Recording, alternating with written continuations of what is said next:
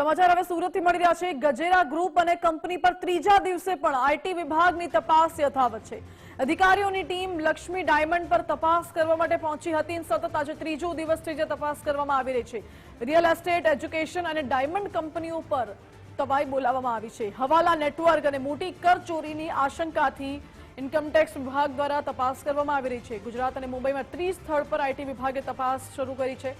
જમીન ખરીદી અને ઇન્કમટેક્સ સાથે જ અન્યના નામે કરેલા વ્યાપારો પર પણ તપાસ કરવામાં આવશે। જમીન ઉપર એને કરી અન્યના નામે કરાવવાનો મામલો બહાર આવ્યો હતો, જેથી જમીન, શેરબજારનું રોકાણ, રોકડ રકમ અને જ્વેલરી સહિત જે ચીજવસ્તુઓ છે, દસ્તાવેજો છે, તે પણ કબજે કરી લેવામાં આવ્યા છે। આ સમગ્ર બાબતમાં વસંત ગજેરા, ચુની ગજેરા, વૃષાલ અને જતીન ગજેરા કંપનીઓમાં ડિરેક્ટર હોવાની વિગતો છે। અનેક કંપનીઓમાં ડિરેક્ટર હોવાનું તપાસમાં જાણવા મળી રહ્યું છે। વસંત ગજેરાએ વેવાઈની જમીન પર મોટા પાયે રોકાણ કર્યાનો ખુલાસો છે। લક્ષ્મી ડાયમંડ પર કરોડો રૂપિયાનો કાળો નાણાંના વ્યવહારની આશંકા છે।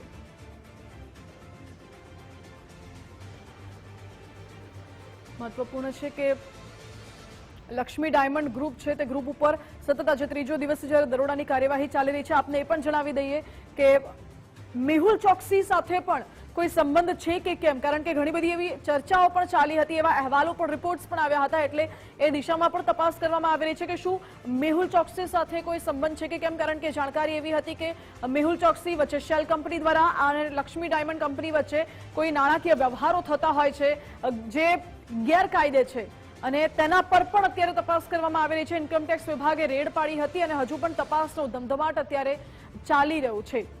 ગજેરા ગ્રુપના જે ડિરેક્ટર્સ છે, ડિરેક્ટર્સ પર પણ તવાઈ બોલાવવામાં આવી છે। વસંત ગજેરા, ચુની ગજેરા, વૃષાલ અને જતીન ગજેરા કંપનીઓમાં ડિરેક્ટર હોવાની વિગતો છે। સાથે જે અન્ય જોડાયેલી કંપનીઓ છે તેમની સાથે તેમાં પણ અત્યારે તપાસ કરવામાં આવી રહી છે।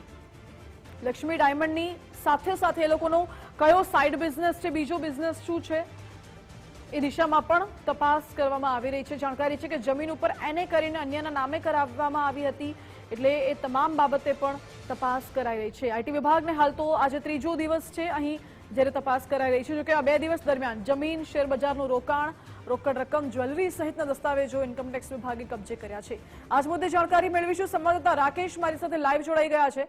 રાકેશ, લક્ષ્મી ડાયમંડ ગ્રુપ પર સતત આજે ત્રીજા દિવસે દરોડાની કાર્યવાહી યથાવત છે। રિપોર્ટ્સ આવ્યા હતા Mehul Choksi, shell company, Gajera brothers અને હવે આ લક્ષ્મી ડાયમંડ। અત્યાર સુધીના તપાસમાં શું તથ્ય જાણવા મળી રહ્યું છે?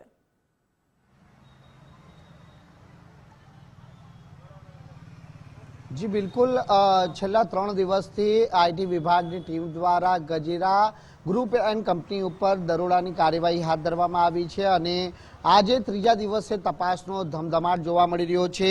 સવારથી જ જે ટેક્સના અધિકારીઓ છે તે કતારગામ ખાતે આવેલી જે વસંત ગજેરા અને ચુની ગજેરાની Laxmi diamond group and company છે એ કંપની ઉપર પહોંચી રહ્યા છે। આ સાથે જ જે અધિકારીઓની હાથમાં મહત્વના દસ્તાવેજી પુરાવા ભરેલા જે બેગ અને થેલા પણ છે તે જોવા મળ્યા છે, એટલે ક્યાંક જે મહત્વના પુરાવાઓ છે તે ઇન્કમ ટેક્સના હાથે લાગ્યા છે। હવાલા નેટવર્ક અને મોટી કરચોરીની આશંકાના પગલે આ તપાસ છે તે શરૂ કરવામાં આવી છે અને હજી પણ સર્ચની જે કાર્યવાહી છે તે કરવામાં આવી રહી છે। માત્ર 30 જેટલા પર જે તપાસ અને સર્ચની કાર્યવાહી ચાલી રહી છે। અધિકારીઓ હાલ કેમ્પસની અંદર જોવા મળી રહ્યા છે, એટલે તપાસના અંતે આ કાળા નાણાંનો જે ખેલ ઉઘાડો પડી શકે તેવી શક્યતાઓ અહીં ચોક્કસથી દેખાઈ રહી છે। અલગ અલગ 150 થી પણ વધુ અધિકારીઓની ટીમ છે તે સર્ચનીમાં છે। આ એજ્યુકેશન, રિયલ એસ્ટેટ અને જે ડાયમંડની ઓફિસ અને કંપનીઓ આવેલી છે ત્યાં પણ ટીમ તપાસ કરી રહી છે। આ સાથે જ મેહુલ ચોકસી સાથેના જે વ્યવહારો ભૂતકાળમાં થયા હોવાની જે વાત સામે આવી રહી છે તેને લઈને પણ આ મામલે તપાસ કરવામાં આવી રહી છે।